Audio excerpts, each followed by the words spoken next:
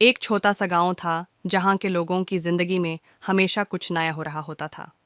गांव की सबसे बड़ी चर्चा था चोर मचाए शोर का मुद्दा। एक दिन गांव के सबसे मशहूर व्यक्ति लखन अपनी दुकान से लौट रहे थे। जब उसने अपना घर का दरवाज़ा खोला तो उसके आंखों के सामने एक अनोखा दृश्य था। लखन की आंखें फाती की फती रह गई। उसके घर के सामने एक बड़ा सा पिटारा था और उसके चारों तरफ से छोटे छोटे पत्थर पड़े थे। लखन के दिमाग में एक ही सवाल था, ये सब क्या है? उसने धीरे से पिटारा खोल दिया और अंदर से एक चित्कारा सुनाई दिया। पिटारा खुला और अंदर से एक छोटा सा बंदर बाहर आया। लखन के मन में एक और सवाल उठा, ये बंदर यहाँ से कैसे आया? बंदर ने लखन को देखा और हंसने लगा।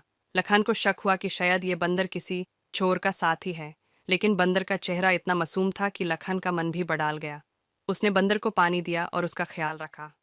लेकिन कुछ देर बाद बंदर ने लखन के चेहरे पर कुछ देखा। उसने लखन के पॉकेट से एक छोटा सा चेन निकाल कर उठाया। लखन की आंखों में आंसू आ गए।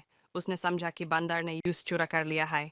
लखन ने बंदर को पकड़ लिया और गुस्से में बोला, तू चोर है, तेरी हिम्मत कैसे हुई मेरा सामान चुराने की? बंदर ने शर्म से अपना चेहरा झुकाया। फिर एक पल के लिए सब कुछ चुप हो गया। फिर से सस्पेंस का समय शुरू हुआ। तभी एक आवाज़ आई, लखन, ये बंदर मेरा है।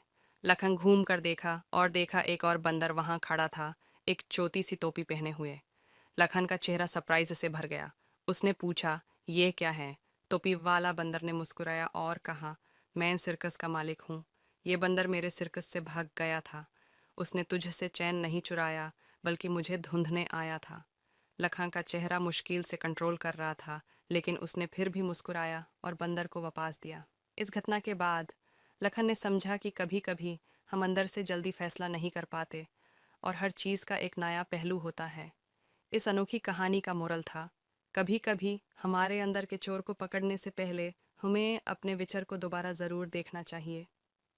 और इस तरह गाँवों में फिर से शांति बनी रहती और चोर मचाए शोर का मुद्दा एक मज़ेदार कहानी बन गई। मज़ेदार